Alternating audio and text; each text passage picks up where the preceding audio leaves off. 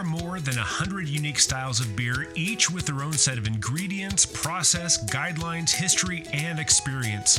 If you're a beer lover, an industry leader, or somewhere in between, a better knowledge of beer style will improve your life and your work. Welcome to A Sense of Beer Style, essential beer style training for those who want to lead in food and beverage. I'm Julia Herz. And I'm Jeremy Storton. We're advanced Cicerones, beer judges, home brewers, and we're excited to guide you through the vast and wonderful world of beer styles. Hey everyone, welcome back to Sense of Beer Style. Welcome back, Julia. Always great to see you. Always great to see you, Jeremy. Well, today we're going to get into another historical style, and this is the Pre-Prohibition Porter, the Pre-Pro Porter. Try and say that 5 times really fast after drinking like 3 or 4 of these. That'll be a fun game. I don't know a lot about this beer. I'm going to be honest with you. I've never gotten a hold of one to truly taste. I've studied it for sure, but this is one of those, it's historical for a reason. There's probably a few commercial brewers out there and definitely some home brewers out there recreating this. But it's not prolific. It's going to be very cerebral, this particular style. But one thing I do know about this is other names for it. From what I've read, it's the Pennsylvania Porter or the East Coast Porter. Really, what this really comes down to is, granted, Porter comes from the UK, from England in particular, and even more particular around the London area. But around the American Revolution back in the 1700s and then extending on, this is where we kind of like, hey, well, we like drinking this porter too, but these are the ingredients that we have available to us. So therefore, it is going to evolve. And that's just the way anything goes, let alone beer. But this is what we're talking about, is that pre-pro porter. But Julia, if you can give us some insight as to what ingredients we would expect in this, especially for us brewers out there. Right. And I think it is about the ode to what was available then and still using it now.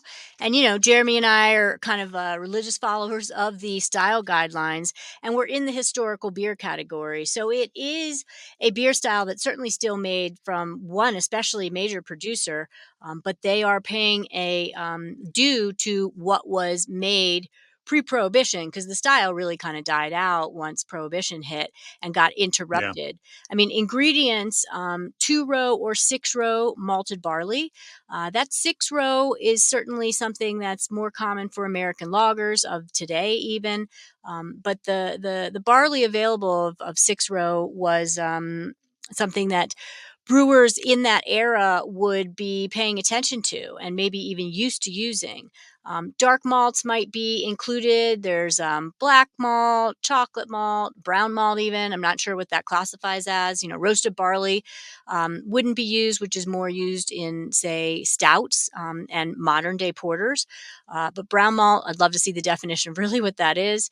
And then adjuncts. It's talked about in adjunct language, but that's kind of a squishy term for certain people. It's certainly not a negative term, though. It had its era of potentially negative, but adjuncts can frankly be anything that is fermentable or adds, in my view, flavor and complexity to a beer. So adjuncts could be corn, licorice, molasses, right? And porterine, Jeremy, help me out. Nope. Right. Nope, I don't know that one. And we totally could have and should have looked this up. Please, listeners and viewers, call us on it and share, because anyone can do a Google search quick these days. But basically, they're listing ingredients that were inspired by what was already being used in English porters and then using what was available to them to do the rest, right? So the adjuncts, up to 20%, the guidelines allow for and call for. That's a big addition of adjuncts for sure. And then the yeast isn't defined. It could be lager or ale. So that's kind of, I think, fun and free and vague and not militant for sure. And then, traditional American bittering hops or historical hops, whatever you would call those. I mean, potentially even cluster, I kind of want to guess, right? Cluster wild hops that certainly grew and still grow today in the U.S. pretty prolifically, and or American and German finishing hops. Finishing hops, y'all, as if you are doing your beer studies, you should know the later that you add hops, the more you will get aromatic compounds and flavor as opposed to bittering agents. You need isomerization of hop alpha acids and the influence of heat over a multiple strata of time, a period of time, to isomerize those alpha acids for bitterness. So when they talk about American and German finishing hops, that's to lend flavor and aroma from those hops in a very, very light and delicate way, as the style guidelines, when we talk flavor, will point out. So that's Well, the ingredients. and I didn't want to leave anyone hanging on this episode. So while you were discussing, I did look it up real quick. Gave you Porterine time, yeah. You gave me time. That was perfect stall tactic. So porterine is basically making like, if you made caramel out of sugar, well, they're using corn syrup instead, and boiling it down till it gets dark. And so kind of creating, using what ingredients we had. We had plenty of corn here in the U.S., right? So so kind of getting that color and flavor out of that. So yeah, pardon that that little move there, but the technology is fantastic. So when we finally put this into the beer and put that beer into my glass, here's what I'm really looking for. Brown to dark brown. When we finally get into the vital stats, I mean, this stacks up perfectly from 20 to 30 SRM. We'll talk about that in just a sec. But that is light brown to dark brown. It's not black. It's not amber. It's perfect. It's the porter. But it can get kind of dark. It's not going to be totally black, but it can get kind of dark there. If you get a thin glass, or if you look at it, if you hold it up to the light, kind of look to the side, you can expect to see some ruby highlights, some like garnet red colors out of it too, and that's always kind of fun, because you wonder if I had like a 1/4 inch thin glass, it would look beautiful red. This beer is also going to be quite clear. It's just the way that we brew it and the way that it settles. I don't expect this to be hazy. If someone puts it on cask, that would be fun, but I expect this to be clear. And then looking for a low to moderate tan head that can persist for a little bit. Anyway, but this is what we're looking for if I got this in my glass. How about the aroma? And the aroma is not going to indicate that this is going to be a dense, big, boozy bomb beer. So many No. people get the dark beer notion that those beers are going to be big, rich, heavy, dense, and full of alcohol. That is absolutely not always the case. I have a whole video on YouTube on "Don't Be Afraid of the Dark," right? And it's all about why dark beers, you shouldn't make any assumptions. You have to taste. So you're going to get some of that, right? The 2 or 6 roll malt aroma. You're going to get some of those specialty ingredients added, the notes of chocolate, maybe some caramel, biscuit, burnt sugar, licorice if they use brewer's licorice, the brewer, or it can go to slightly burnt malt. That's really just kind of higher roasted barley that was added probably. And low hop aroma is what it calls for. None is not what they're saying. So you're looking for a light wisp of hop aroma, which is great. And then it allows for low to moderate levels of corn or DMS. Dimethyl sulfide is what DMS stands for. Corn could be flaked maize, could be added in a multitude of ways. But that corn is very common as an adjunct of that 20% that's allowable in the style guidelines. So we're looking for a little wisp of that, right? Low to moderate means it should be there, just like the low hop aroma. And so DMS or dimethyl sulfide, what I would call is a flavor component, not an off flavor, because just like in some styles, it's allowed and a common place. Low to moderate is like really allowing it. This is no to low esters, because maybe you're fermenting with lager yeast. Commonly, you wouldn't have esters at lower alcohol volumes. So it's not expecting esters based on the style guidelines, but they are acceptable. And then diacetyl, another flavor component, not off flavor unless it's aggressive levels or not called for in the style guidelines. We're going to maybe smell some butterscotch, just low butterscotch, not buttered popcorn, but just low hint of diacetyl or butterscotch, or none, because maybe the yeast didn't elicit that. And then you go straight to the flavor with what I queued you up. So what does it taste like, Jeremy? and this is where this is an old American style, and so therefore that just leads me to like when we think about like breadiness coming from the malt, the American malts or American beers tend to have a little bit more of like a graininess to them as opposed to like a biscuity or like a refined elegant. This one I expect to be a moderately grainy bread flavor with light chocolate. It could be slightly acrid and bitter and burnt, and I mean that in a good way for those of you who love that. But we're looking for chocolate caramel. It could have some biscuit flavors, especially if there is a little bit of uh, uh, diacetyl in there and you get a little bit of butter in there. You can have like a buttered biscuit type of flavor that comes through that's just really beautiful. But because of that dark flavor and that porterine that we just talked about a minute ago, you can get some licorice flavors, maybe some molasses flavors, maybe a little bit of toast, and maybe just a little bit of that burntness coming from that as well. When we get into the bitterness, we're looking for a moderately low to moderate. Again, this is a dark malt forward beer, but there should be a little bit of balance there. And we're looking for a low to a low floral or spice like earthy hop, if at all. This should be balanced by hops, of course, but the kind of the acrid flavors are going to be a big balancer with this. The finish should be fairly moderately dry, and when we get it, you mentioned that DMS. Um, that's a product of process. That's a product of ingredients, and it can't go out. That's why it's allowed, because you can't get rid of it completely. But if we start getting into enough DMS where it's starting to take on kind of like a tomato soup flavor, that's a little much. But if we get just that creamed corn, that's kind of pleasant if you think about it. Unless you have a version to that, but I mean that is kind of a pleasant flavor. So a little bit of that up to moderate amount in balance is perfectly okay. And then you mentioned those esters. Uh, they can be there. They can be there in low amounts, but they don't have to be there. It could be just really really well balanced and really fairly clean, if anything. How about the mouthfeel? Yeah, and mouthfeel is definitely, again, not going to be too dense or heavy. I like how the style guidelines call medium light to medium body. So there is some rewarding weight to it, but it is not too dense or heavy. Moderate carbonation is nice, so it's not overly carbonated, and it's certainly not serving like a cask conditioned ale. Moderate carbonation, though, right? Not petulant. It's got enough where it's going to actually be considered carbonated, or at least it should be. But it'll have low to medium creaminess, and the style guidelines point that out. Of creaminess is going to be a little bit of kind of sultry, seductive on your tongue, but not too much creaminess where it's like slick or anything like that. And then a little bit of astringency from the malt, which would actually bring tannins, a little bit of grippiness, could be something that you find, and that's actually a good thing. Tannins do a lot of valuable things in our beers, our wines, and certainly help balance food, fat, and the like. So there's your mouthfeel. Great. So when we get into a style comparison, obviously the most obvious comparison will be an American porter.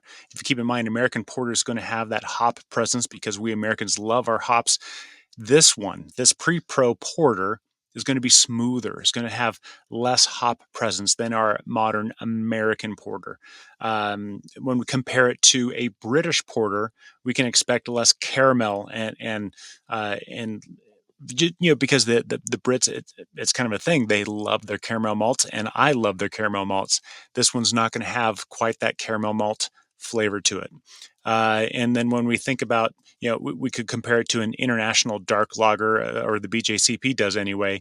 But this is going to be more on the bitter side because there's hops, and it's not that beer meant to please everyone like an international lager is, and it's going to have more roast, more acrid flavors. Whereas that international dark lager is meant to just be easy drinking for anyone, everyone. So that's a way to kind of frame it in its nearest relatives, so to speak. That being said, how about the commercial examples? So, commercial examples, if you are in the United States, you'll certainly come across Yinling Porter. It's such a Hmm. mainstay, and it's so fun that so many people love a dark beer. Back to that. And I'm very adamant about using darker beers in education to really get people to kind of break those mind barriers. So, Yinling Porter is a mainstay and a commercial calibration example that you absolutely should grab.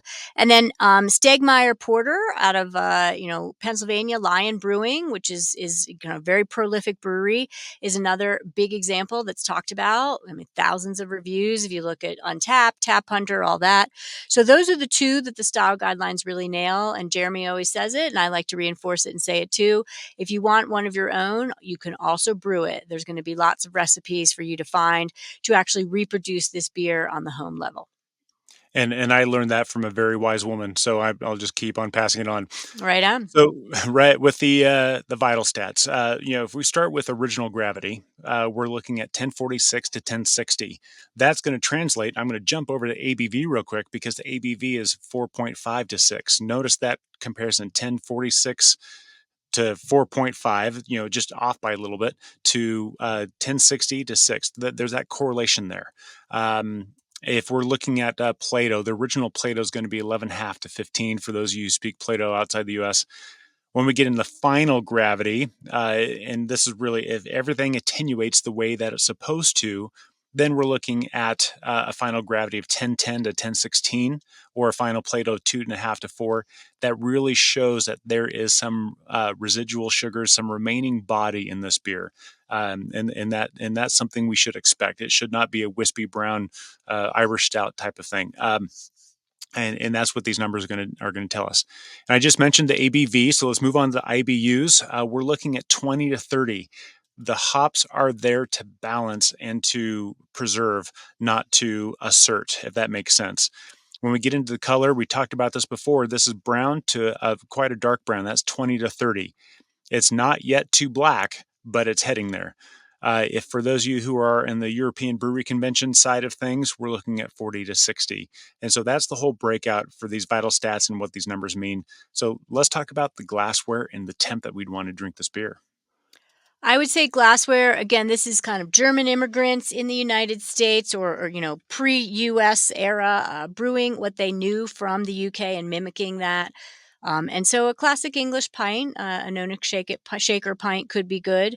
A Willy Becker is what Jeremy always lands on. And it's just something that's kind of going to Yep. give you the ability to have 16 to 20 ounces at a time. Why the heck not? It's not too much alcohol and you can have several and not be barreled over. So that's the glassware I'm going to go with. I would like these colder. I commonly talk about refrigerator temperature and have two beers. Take two beers out of the fridge, pour one right away. While you're sipping it, the other beer is out of the fridge in the bottle and it is warming up. And then that's your chance to see what it tastes like warmer when you serve that second one. Obviously, if you're ordering it off of draft, you could do that. And if they let you, order two at once and try that game. So as it warms up, you're going to notice different nuances, but cold out of the fridge is absolutely the way I want to go. And I would say that you then can get to know all the nuance, but you don't want it room temp. That would never be Mm, good. And I think all the carbonation would volatilize out, and that's the wrong direction. yeah. As far as food goes, when I'm looking at this, I'm thinking about all these flavors that are coming through with the malt. So I want to use that as a bridge, and frankly, the acrid malts. I'm not a huge fan of acrid burnt beers. That's not where my palate goes, and I know some of you love those. That's not my favorite thing. But I want to use that to my advantage. I want to use that roast, and so what I'm looking for is something like a dry cheese, an aged cheddar, maybe even a grilled cheese sandwich on like rye or squaw bread or something like that, that would really lean into those flavors and use that acrid bitterness in a good way to change how my palate perceives that and enjoys it. Maybe even some barbecue, some like creamy beef stroganoff, smoked gouda. These are all flavors where I can use that malt as a bridge and that acrid flavor as a to kind of cut it back or to use that as a contrast, and that could be really fun to play with this beer. How about you, Julia? I love it, and I'm actually just gonna riff on your grilled cheese Mhm. compliment. I mean, think of when you take a grilled cheese and it's done on the griddle, right? And Mhm. it's seared almost. It's got butter that kind of bubbled up under it, and it's got a little toast or burn on the Yeah. bread. That's what this beer is going to do. I mean, we talked about the flavor guidelines allow for that kind of burnt malt flavors in the aroma, and or in the flavor, but they're not aggressive. They're going to be that sear, that char for your grilled cheese sandwich, and that beer in the glass is serving that. So I love that. A grilled cheese that has been properly griddled and almost fried. That's what I want with this. Yeah, and I think that would be delicious. So if we can brew or find one of these things, then we got to put it to the test. That's the next step. Yes, so good beers to y'all. Thanks for listening and watching, and we appreciate you. Cheers. Cheers. Thank you for listening to A Sense of Beer Style, the essential beer style training for those who want to lead in food and beverage. With advanced Cicerones, me, Julia, And me, Jeremy. tune into the next episode as we continue exploring the world of beer styles and what to make of them. We encourage you to listen to the prepisodes to build your foundation and better understand beer styles. And before the next episode, I'd like to ask you to review the show and let us know what you'd like featured in upcoming episodes. Until next time, here's to you and your sense of beer style. Thank you for listening. Cheers.